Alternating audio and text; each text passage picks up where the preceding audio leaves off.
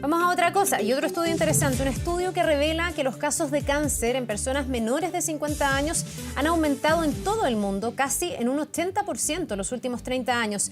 Debido a esto, más de 1 millón de las personas que tienen cáncer o que tuvieron cáncer fallecieron en el 2019, lo que se traduce en un aumento de un 27,7% respecto de 1990, si uno hace esa comparación.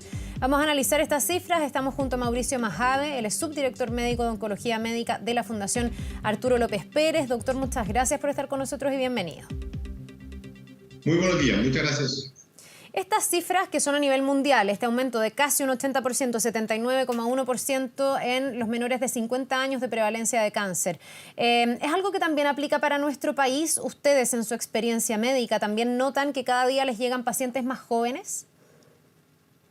Sí, claramente en la práctica clínica notamos que cada vez llegan pacientes más jóvenes, como tú dices, y lo interesante, este fue un estudio que se realizó en el Reino Unido, principalmente en Escocia, analizaron los datos de diferentes países sobre la incidencia de cáncer y vieron que principalmente el aumento de personas jóvenes de cáncer es en los países desarrollados, pero también en los países en vía de desarrollo, y ahí está Chile, también existe un incremento importante en el aumento de cáncer en los menores de 50 años. Entonces, claramente en Chile está ocurriendo algo similar. Ya, a ver, uno siempre ha leído y hemos conversado en el fondo de que el envejecimiento es uno de los factores que aumenta las probabilidades del cáncer. Pero ¿qué más entonces estaría aquí en juego para explicar este aumento de personas que hoy día a los 50 años no son viejas? O sea, todavía es una edad relativamente joven para los tiempos que corren y lo que estamos viviendo. Claro, tal cual como tú dices, el envejecimiento es la principal causa del aumento del cáncer y cuando uno pasa la barrera de los 60 años, la probabilidad de tener un cáncer es 10 veces mayor que la persona que tiene menos de 60. Pero en este grupo, menores de 50 años, este aumento que hemos visto sostenido de la incidencia de cáncer es principalmente por el ambiente. Claramente que hay factores ambientales, o sea, en el ambiente en que estamos rodeados, que están incidiendo en este aumento del cáncer. Los factores ambientales son la contaminación, los estilos de vida, el tabaquismo, la alimentación poco saludable, la ingesta rica en grasas, la ingesta rica en carnes rojas, todo eso explica este aumento de cáncer en los menores de 50 años. Ya, ese es como el factor común, en el fondo una vida poco sana a la larga. Claramente, el factor común que es más acentuado en los países desarrollados, la contaminación, la dieta rica en grasas, comida chatarra, exceso de carnes rojas, lleva a un aumento de cáncer en los menores de 50 años sin duda. Y hay determinados tipos de cáncer que han aumentado más, porque leía, por ejemplo, en mujeres el cáncer de mama. Claro, en este estudio que se hizo, que es muy interesante, que se publicó la semana pasada, demuestra que son algunos cánceres los que tenemos más información que han ido aumentando. Por ejemplo, eso es cáncer de mama en la mujer, cáncer de colon tanto en el hombre como en la mujer, cáncer pulmonar. Esos son como los principales que se ha ido viendo que se va aumentando la probabilidad de pacientes menores de 50 años con esta enfermedad. Ahora, me llama la atención, doctor, una cosa es que haya más personas que tienen cáncer, pero otra cosa es que también la muerte por cáncer aumente, porque uno también ha visto que hay un tremendo desarrollo de la medicina, obviamente desde la década de los 90 hasta ahora tenemos mejores tratamientos, se conoce más la enfermedad por más que no se ha llegado a dar con sus causas. Pero ¿cómo se explica también el aumento de la mortalidad? ¿Es un cáncer más violento? ¿Son cánceres más agresivos que finalmente no logran ser aplacados por la ciencia? ¿Es que llegamos tarde al diagnóstico de ese cáncer y por lo tanto está en etapas tan avanzadas que no hay mucho más que hacer? ¿Se sabe sobre por qué aumenta la mortalidad? Claro, lo más probable es que todos los programas de prevención de cáncer, en el fondo, es decir, realizar exámenes preventivos para tratar de diagnosticar el cáncer en etapas más tempranas, por ejemplo, la mamografía en la mujer mayor de 40 años o la colonoscopía en todos los hombres y mujeres mayores de 50 años, están en esos límites de edad, 40 y 50 años. Y eso es lo que ha demostrado un impacto en aumentar la chance de curación. Pero en las poblaciones jóvenes, menores de 50 años, no existen estos programas. Por lo tanto, eso explica que en estos pacientes, cuando se diagnostica un cáncer, generalmente la enfermedad está más avanzada, porque no se realizó un programa de screening para esos pacientes. Ya, me imagino entonces que... Perdón, doctor, que a la luz de estos resultados debiese entonces empezar a plantearse la idea de adelantar las políticas públicas. O sea, si estamos teniendo examen a las mamas a los 50, no sé, adelantarlo mucho antes. Claro. claro, eso lleva a la reflexión de que probablemente va a haber que realizar estudios para evaluar si es necesario correr la barrera del inicio de los exámenes preventivos, adelantarla, probablemente 10 años. De hecho, las recomendaciones internacionales, por ejemplo, del screening en cáncer de mama es desde los 40 años realizar mamografía todas las mujeres. Si bien hay algunas instituciones en Reino Unido, en Europa y en Europa principalmente, en que la recomendación es desde los 50 años, pero nuestra opinión es que claramente eso hay que adelantarlo 10. Y probablemente en cáncer de colon también en un tiempo más va a ser necesario adelantar estos datos, que está aumentando la probabilidad de tener cáncer en los menores de 50 años. Ya, pero perdón, ahí, no sé, la mamografía sabemos que es una de las formas de pesquisar esto a tiempo para mujeres en edades más avanzadas, ya, eso adelantarlo. Pero en el caso del cáncer de colon, por ejemplo, aquí tendría que haber políticas de pesquisa, en el fondo de hacer este examen de manera preventiva, que ¿qué examen sería la colonoscopía en ese caso y desde cuándo? Claro, la política de pesquisa debería ser la colonoscopía. La recomendación internacional es desde los 50 años en adelante realizarse una colonoscopía, si esta está normal, es a repetirla cada 10 años. Y probablemente eso va a haber que adelantarlo un tiempo cuando se realicen los estudios. Pero el principal llamado es todos los factores de riesgo que son modificables. El estilo de vida es algo totalmente modificable, el ambiente es modificable, el tabaquismo es algo modificable, el disminuir la ingesta de dieta rica en grasas es totalmente modificable. Y esos son los principales factores que están aumentando la probabilidad de tener un cáncer en los menores de 50 años. Y ese es el llamado a la población. Modifiquemos nuestro estilo de vida porque claramente esto incide en que no tengamos cáncer. Ya, esto básicamente consiste en hacer vida sana. Si al final, cada vez que hacemos entrevistas sobre enfermedades, todas las enfermedades tienen, ni siquiera solo el cáncer, casi todas las enfermedades tienen como factor de riesgo el tabaco, el alcohol, la falta de ejercicio, etcétera. Sí. Ya, eso no sería solo para evitar el cáncer. Totalmente. Ya, pero desde la política pública, doctor, a mí me parece súper relevante, porque poníamos, por ejemplo, el ejemplo del cáncer de mama. Estábamos hablando de algo que yo entiendo que si llegáramos a tiempo, podríamos rebajar las cifras incluso a no tener mujeres muertas o muy pocas por cáncer de mama, porque es un cáncer que si uno llega a tiempo, tiene un tratamiento que te puede curar. Entonces ahí, finalmente, gran parte de las muertes, más que por la violencia de la enfermedad, que puede haber casos, se explica también porque la política pública llega tarde. Eso sería algo que se puede remediar si es que se replanteara la política pública. Claro, una cosa es replantear la política pública, pero también otra cosa es la educación a la población, porque tú sabes que si uno hiciera una encuesta, qué cantidad de pacientes es estricta y se hace su mamografía todos los años desde los 50 años, que es la recomendación nacional actual, y el porcentaje de pacientes más o menos es cercano al 50-60%. O sea, hay un 40% de la población que no se realiza una mamografía anual de forma sistemática. Tampoco se cumple la política pública. Correcto.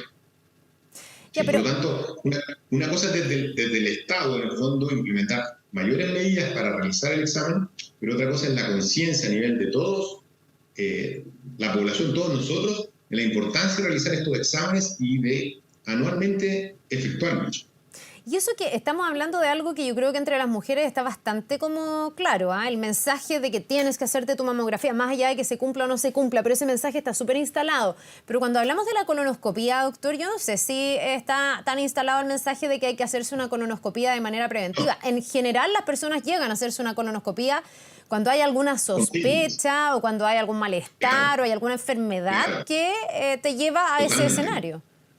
Totalmente, pero te hago la siguiente reflexión. Tú dices que la mamografía es algo que está bastante instalado en la población. Como pero mensaje. Pese a eso, claro, el mensaje, pero pese a eso, algo está ocurriendo porque solo el 50, el 60% de las mujeres se hace su mamografía, el 40% no la hace, pese a que está instalado el tema. Y la colonoscopía, claro, es mucho mayor, en el fondo, menos de un 10% de los pacientes se realiza su colonoscopía preventiva, en el fondo, eso falta mucho por informar, mucho por difundir para... en el fondo, implementar esta política, que todavía no es una política pública, la colonoscopía preventiva.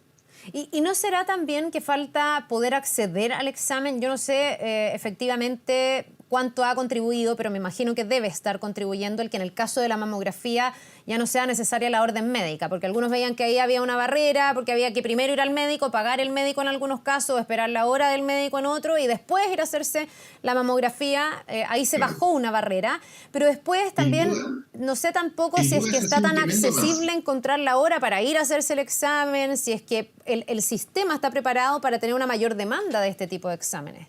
Claro, sin duda anular la orden de la mamografía es un tremendo avance a nivel de nosotros, de Chile, y eso es reciente, esto de hace pocos meses. Sí. Y la colonoscopía justamente no existe, no tenemos la capacidad, si contáramos la cantidad de pacientes que requieren hacerse una colonoscopía preventiva, no tenemos la capacidad en Chile para realizar la colonoscopía a todos los pacientes. Por lo tanto, ahí hay un tremendo desafío, una política pública, como tal dices tú, para primero tener toda la implementación necesaria para poder solicitar este examen a todos los pacientes de forma preventiva. Y ahí usted me hablaba también del cáncer de pulmón, que claro, uno rápidamente lo relaciona a los fumadores, y obviamente que ese es un primer paso de modificación de hábito muy relevante para no tener cáncer de pulmón, pero ese cáncer no es exclusivo de los fumadores. O sea, también hay gente que no fuma, que tiene cáncer al pulmón, y tampoco sé si la gente se anda haciendo, no sé, en este caso que radiografía a los pulmones, no sé cuál es el examen, de manera preventiva. Yo creo que ahí también uno llega tarde y si revisa sus pulmones porque o es un fumador empedernido y tiene la preocupación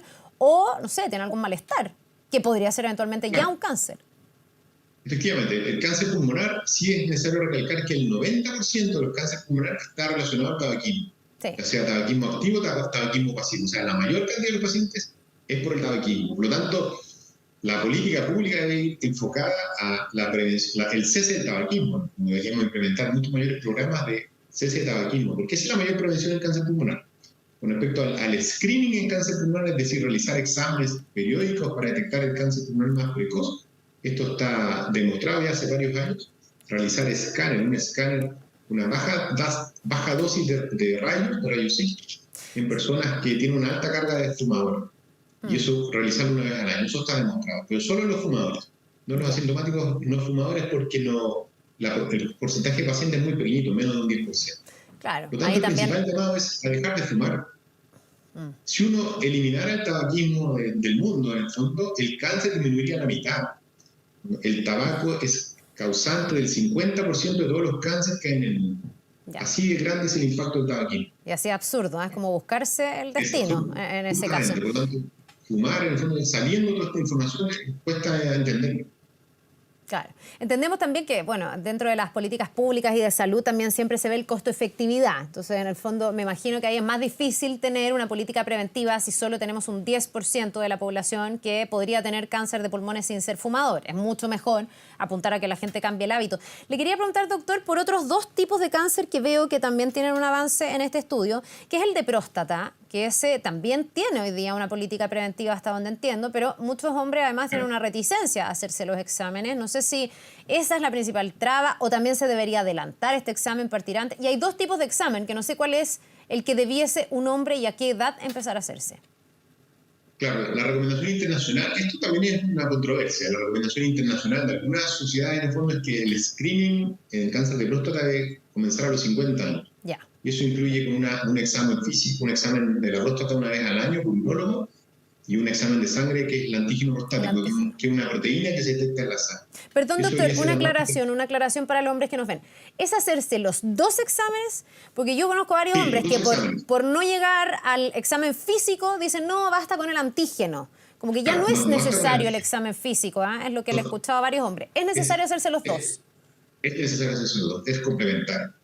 Es ¿Desde qué edad? Realizarse los dos desde los 50 años. Esa es la recomendación.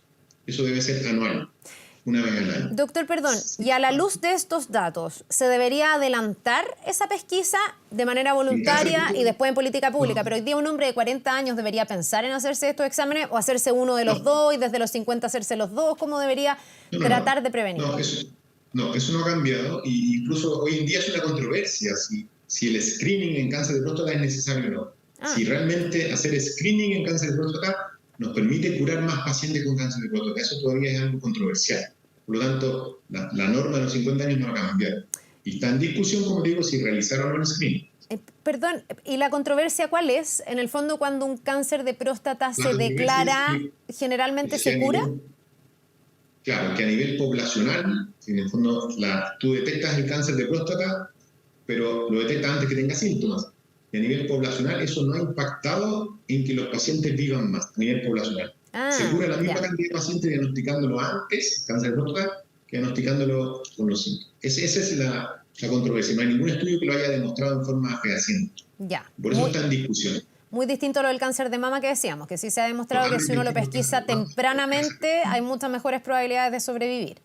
Correcto, absoluto. Un cáncer de mama detectado en una mamografía, la probabilidad de curarse es mayor del 90%, 95%, por ejemplo. Yo no tenía idea, pero aquí uno de los cánceres que también aumenta es el de tráquea. Ese también tiene relación con el tabaco, me imagino yo. Es una cosa que se refiere al cáncer pulmonar. Que la denominación nacional dice cáncer de tráquea, bronquio, pulmón, pero se refiere al mismo, a cáncer pulmonar. Ya, perfecto. Y está todo relacionado con el secreto. Ya, para terminar, recomendaciones básicas entonces, doctor, o lo que uno tiene más a mano para combatir estas cifras y tratar de no estar en este 80% de aumento, bueno, ni antes de los 50 ni después, ojalá, vida sana. Justamente, la primera recomendación es dejar de fumar. Cualquier persona que esté viendo la tele y que fuma, sepa que tiene 8 o 10 veces más riesgo de desarrollar un cáncer a lo largo de su vida si continúa fumando. Por lo tanto, debe dejar de fumar. Esa es la primera recomendación. La segunda recomendación, bajar la ingesta rica en grasas saturadas. La comida chatarra. La comida chatarra en forma permanente aumenta el riesgo de cáncer. En tercer lugar, llegar a una vida activa, combatir el sedentarismo. También se ha demostrado que el sobrepeso y la obesidad es un factor de riesgo de cáncer. Por lo tanto, tenemos que tener una vida mejor con mayor ejercicio y menor ingesta de dieta rica en grasas y de azúcares. Esas son las principales recomendaciones, por lo tanto, y con eso podríamos llegar a disminuir en forma efectiva la cantidad de pacientes con cáncer. Ya, pucha, ojalá que así sea, que vayamos cambiando nuestros hábitos hasta que estas cifras vayan disminuyendo. Muchas gracias, doctor Mauricio Majave, subdirector médico de Oncología Médica de la Fundación Arturo López Pérez. Que tenga muy buen día. Muy bien, hasta luego. Nos vemos. Chao. Ahora,